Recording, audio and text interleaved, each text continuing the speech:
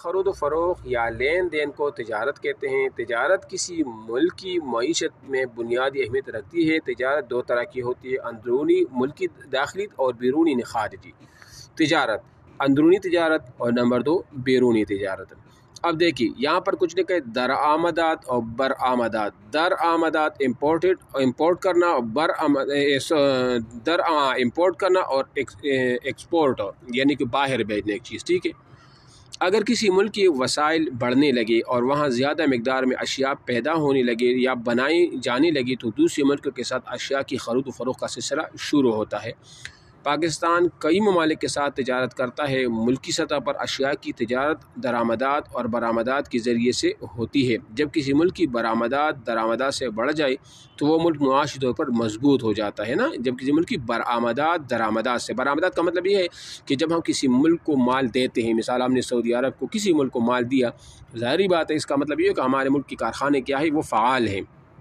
اب کہتے ہیں درآمدات، امپورٹس، وہ اشیاء جو دوسرے ممالک سے خریدی جاتی ہے درآمدات کہلاتی ہیں۔ درآمد یہ فارسی کا لفظ درآمد، یعنی در کا معنی ہے جو ہمارے ملک میں جو چیزیں آتی ہیں، مثلا پیٹرولیم، مصنوعات، مشینری، ادویات، خوردنی تیل، لوہا وغیرہ وغیرہ کے اہم درآمد۔ انتہائی ایک اہم سوال میں آپ کو یہاں بتا دوں، یہ پچھلی دفعہ بھی آیا تھا پاک اسٹڈی کا ایک سوال ہے نا کہ پاکستان کتنے فیصد کا تیل باہر سے منگواتا ہے اور کتنا فیصد تیل ملک کے اندر پیدا کرتا ہے۔ یہ میں اس دن بھی بتا دیا تھا میں نے، 90% تیل، 90% تیل جو ہے نا وہ پاکستان باہر سے منگواتا ہے، اور 10% تیل جو ہے وہ پاکستان اپنے ملک کے اندر صاف کرتا ہے اور پیدا کرتا ہے۔ بات سمجھ آ گئی؟ اس کو لکھ لو ابھی سے، اہم سوال ہے۔ اچھا جی، برآمدات کیسے، ایکسپورٹ کیسے کہا جاتا ہے؟ وہ اشیاء جو دوسرے ممالک کو فروخت کی جاتی ہے برآمدات کہلاتی ہے۔ برآمدات کی بات ہو رہی ہے نا، مثلا سوتی کپڑے، دھاگا، سوتی چادریں، چاول، کیلوں کا سامان، چمڑے کی اشیاء، قالین و پاکستان کے اہم برآمدات ہیں، یعنی یہ برآمد کرتا ہے نا، ٹھیک ہے، یعنی باہر ملکوں کو سپلائی کرتا ہے۔ اچھا جی، کاروباری، اکثر لوگ تجارتی سرگرمی سے منسلک وہ ہوتے ہیں، یہ لوگ کاروباری کہلاتے ہیں۔ ایسا شخص جو نئے مواقع تلاش کرتا ہوا کاروبار چلاتا ہے، اس کے نفع و نقصان سے واقف ہوتا ہے، کاروباری وہ کہلاتا ہے۔ کاروبار چلانے کے لیے کوئی شخص اپنے ہنر کا بھی استعمال جو ہے نا وہ کر سکتا ہے۔ مثلا ایک شخص کو کھانے بنانے میں مہارت حاصل ہے، وہ مختلف پکوان بنا سکتا ہے۔ سب سے پہلے وہ اپنی اس مہارت کی بنا پر کاروبار چلانے کا فیصلہ کرے گا۔ اس کاروبار کو چلانے کے لیے وہ سرمایہ اکٹھا کرے گا، یہ سرمایہ اثاثہ کہلائے گا۔ اس سے اگلا مرحلہ کاروبار کے لیے خام مال کا مطلب پتہ ہے نا، جس کو ہم وہ بھی کہتے ہیں نا، یعنی جس سے ابھی تک کوئی چیز بنی نہ ہو، مال خرید کردہ اس سے پکوان تیار کرے گا اور لوگوں میں فروخت کرے گا۔ پکوان خریدنے والے لوگ اس کے صارفین، کنزیومر، یہ دیکھو نا، صارفین پکوان خریدنے والے جیسے ہم اور آپ ہیں، بنیں گے۔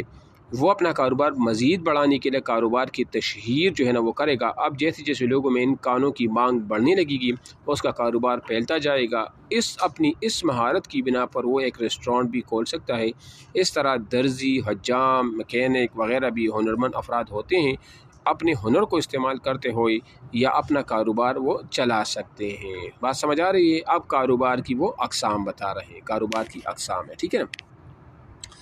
اچھا، عام طور پر کاروبار دو طرح کے ہوتے ہیں، ملک یعنی کہ جو اور شراکت دار، یعنی واحد مالک جو اپنا پرسنل ہوتا ہے نا، اور دوسرے شراکت دار ہوتے ہیں پارٹنرشپ پر، کسی کے ساتھ شراکت میں جو ہوتا ہے، ٹھیک ہے نا۔ تو ایک جو ہے نا وہ یہ ایک ہوا، اور دوسرے شراکت دار والا ہوا۔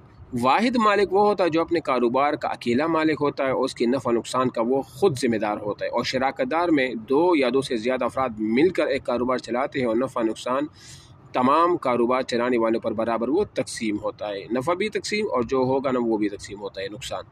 بینک اور اس کی خدمات، بینک جو ہے ایک ایسا ادارہ ہے جہاں لوگ بچت کی غرض سے اور رقم کو محفوظ کرنے کے لیے آتے ہیں۔ بینکوں میں ہم کئی قسم کے سہولیات حاصل، جیسا کہ بینکوں میں رقم جمع کروائی جا سکتی ہے اور ضرورت کے وقت اسے نکلوایا بھی جا سکتا ہے۔ نمبر 2، بینکوں میں موجود لاکرز میں زیورات اور اہم کاغذات رکھوائے جاتے ہیں تاکہ وہ محفوظ رہ سکے۔ نمبر 3، بینکوں سے ضرورت کے وقت قرضے بھی لی جا سکتے جو بعد میں آسان اقساط میں واپس کیے جاتے ہیں۔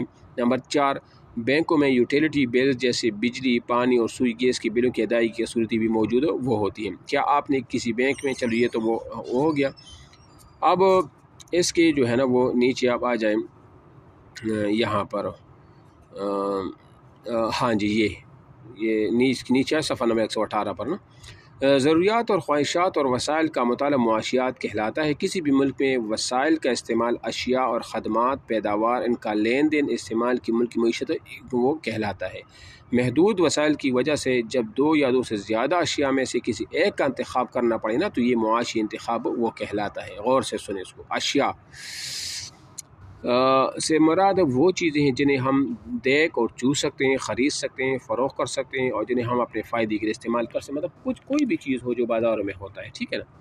جب کوئی شخص اپنی صلاحیتوں کو اس طرح استعمال کرے کہ وہ دوسروں کے کام آ سکے اور اس طرح کچھ رقم بھی کمائے تو وہ اپنی خدمات وہ کہلاتی ہیں، تو وہ خدمات یعنی سروس وہ کہلاتے ہیں۔ آواز آ رہی ہے میری؟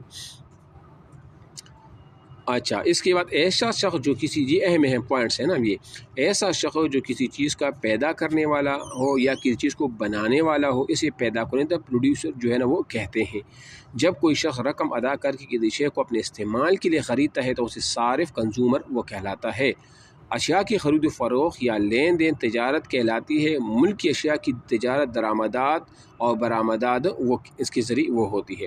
ایسا شخص جو کوئی کاروبار چلاتا ہے اور اس کے نفع و نقصان کا ذمہ دار ہوتا ہے اس کو کاروباری وہ کہلاتا ہے۔ بینک ایک ایسا ادارہ ہے جہاں لوگ بچت کی غرض سے اور رقم محفوظ کرنے کے لیے آتے ہیں۔ بینک ہمیں کسی قسم کی سہولیات سے وہ فراہم وہ کرتے ہیں۔